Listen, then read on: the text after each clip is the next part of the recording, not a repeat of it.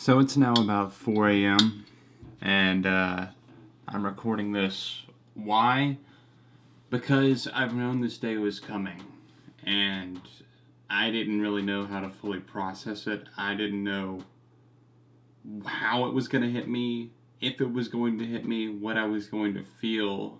And for me, it's not so much that it's been a bawling out of the eyes or an anger or just something where I couldn't control my feelings. It's more of like an emptiness and a void, and that's exactly what it is.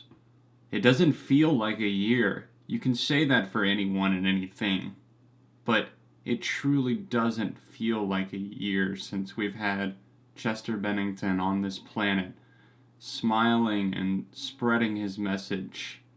There was trouble in his last days. There were warning signs. There's been so many articles written since then.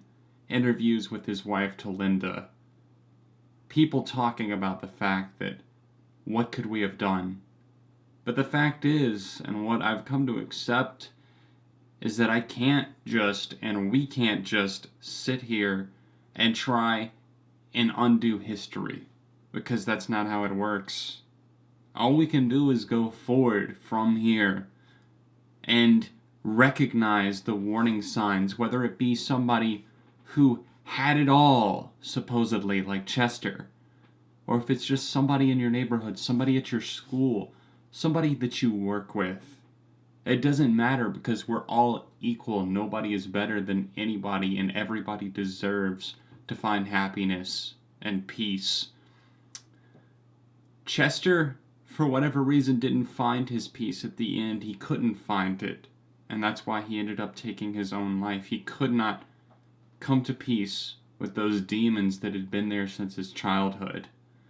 And it's not for us to go back and try and say, how could we have done this, or what could I have done? It's the blame game, and nobody's to blame. We don't know what's in somebody else's mind.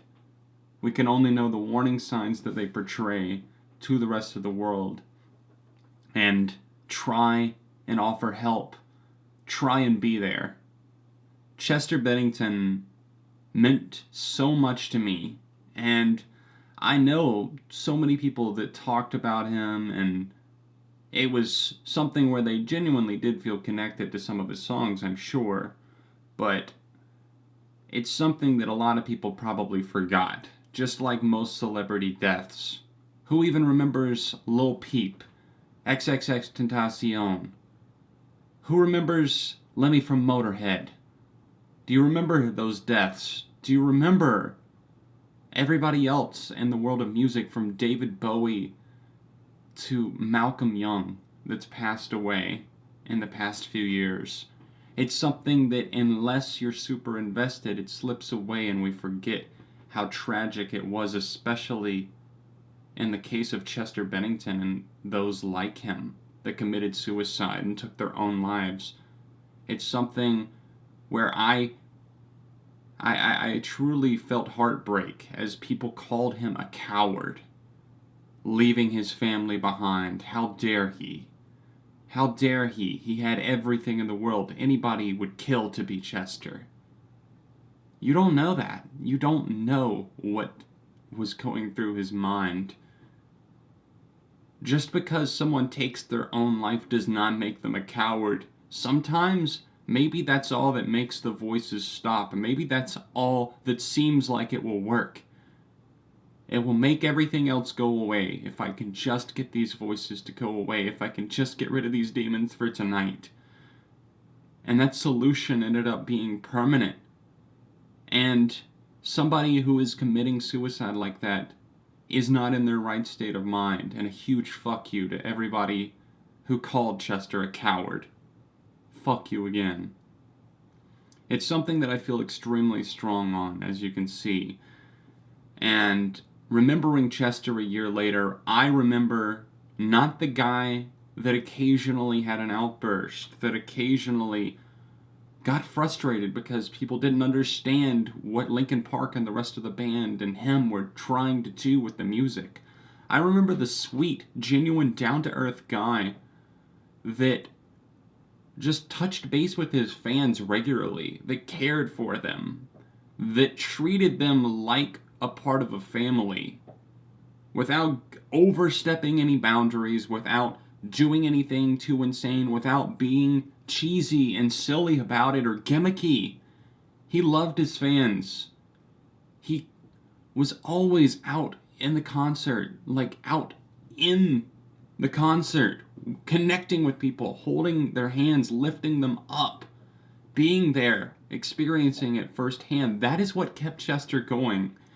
And that's something that, maybe it could have happened sooner if he didn't have that in his life. And I think that we were lucky to have Chester for as long as we did.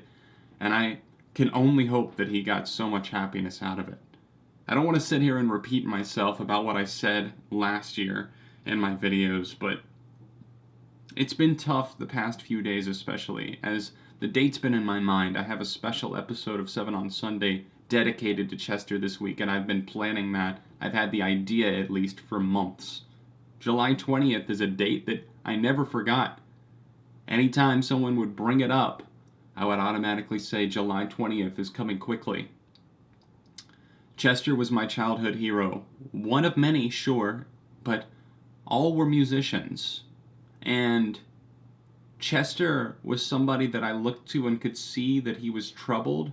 And while I wouldn't have considered myself an extremely troubled child, I definitely had my struggles mentally, physically, not liking myself, not liking my environment. And Chester's music, Linkin Park's music, made me feel a part of something, less alone.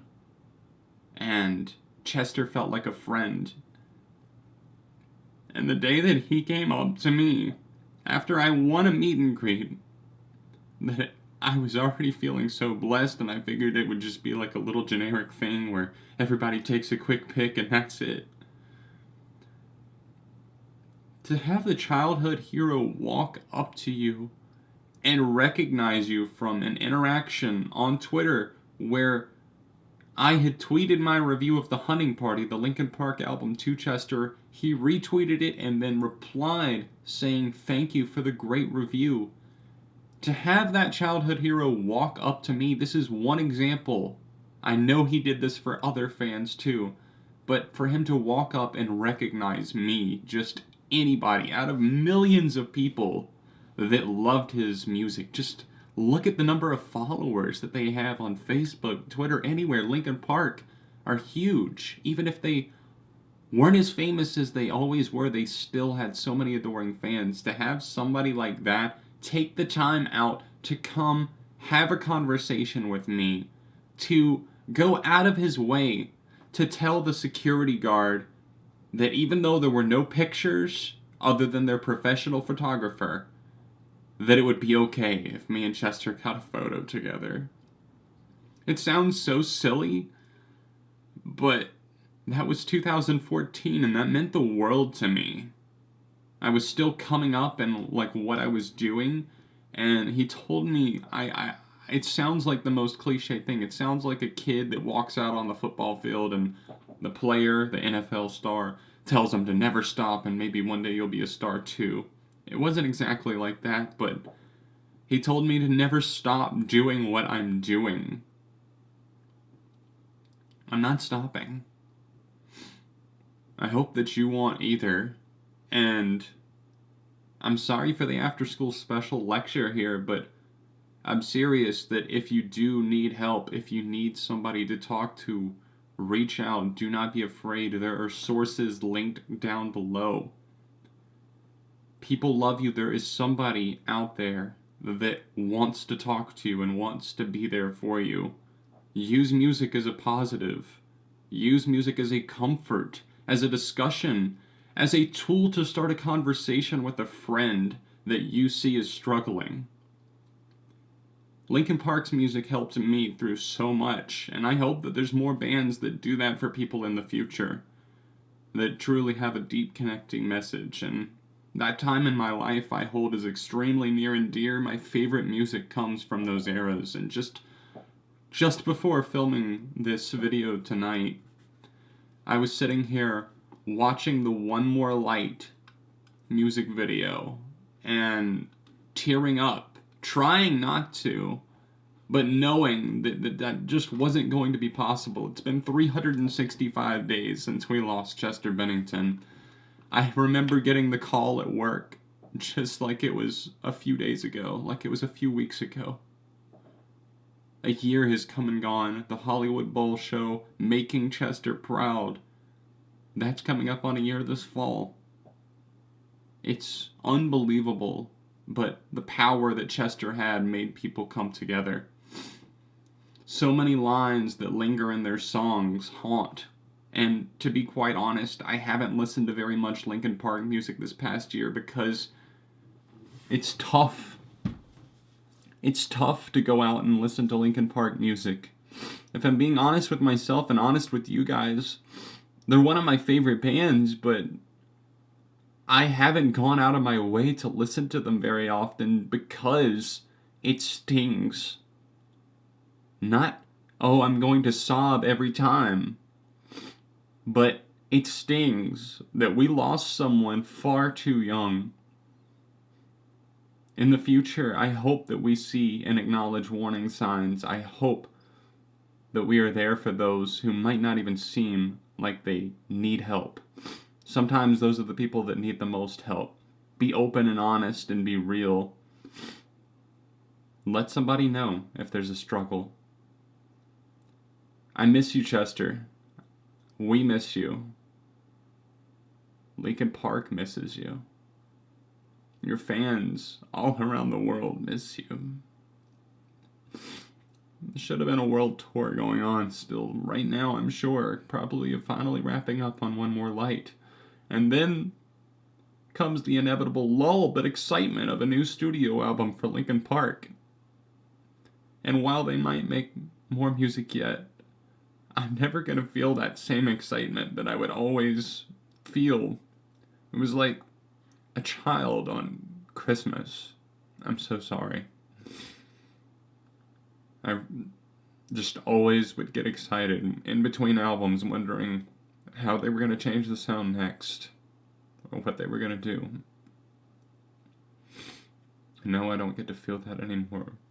That's selfish to say. I shouldn't say no. I don't get to feel it. Now no one does. Even if we had never gotten any more music from Linkin Park, I'd take it back and let him finish the rest of his life happy with his wife and kids. I would take that any day. I'm going to wrap it up here because I'm rambling and I'm very sorry. It's an emotional thing for me, and I haven't sat down and talked about this in a while, but this is therapeutic for me, and I hope maybe it is for you. It's a cathartic experience. It's wrong to keep feelings bottled up, and another middle finger to everybody who just called me names and said whatever else for me tearing up and getting emotional when I posted my video talking about Chester's death right after it happened. I hope that you're not keeping those emotions bottled up, because you never know when it's going to explode and things go south. Stay well, and I'll talk to you guys soon. Thank you for watching.